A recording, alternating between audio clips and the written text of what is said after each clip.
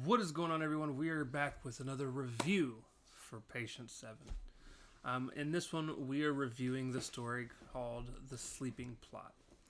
The Sleeping Plot was directed by Dean Hewison. It was written by Dean Hewison, Sam Dixon, Richard Faulkner, I.D. Walker, produced by Ruth Corver, and the Wikipedia description says a woman accused of murdering her best friend claims she committed self-unaliving.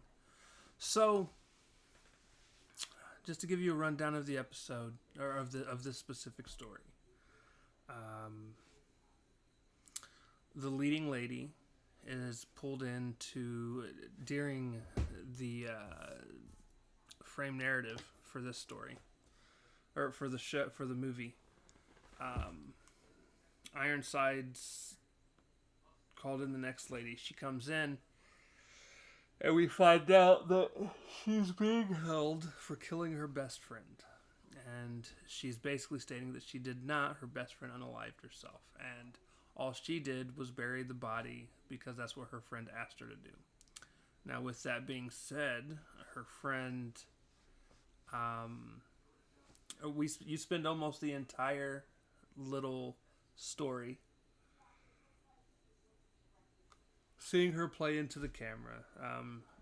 She goes out in public, sees that something that she wants is like $37. She starts hustling people. She goes out and pretends to drop ice cream and wants to buy new ice cream, and people give her money for it. She finds different ways to get her parents to provide her money by using a swear jar. And she comes up with ways to get them to swear, like turning on an oven and walking out of the room, or tripping her dad and making her dad fall down the stairs. And, for every swear they owe $1 or whatever. So then after they get done doing all of that, she gets the money.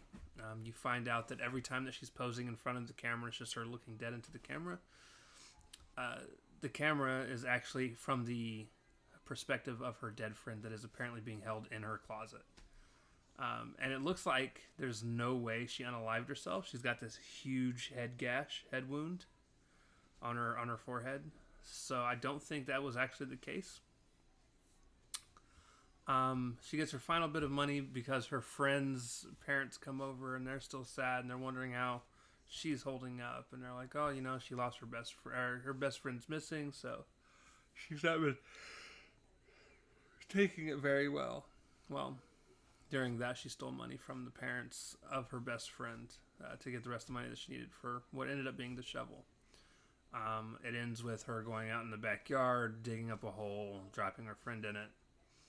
And that's actually the end of the story. It was actually super short. I was not expecting a short video by any means. I was actually fully expecting... Well, I don't expect it...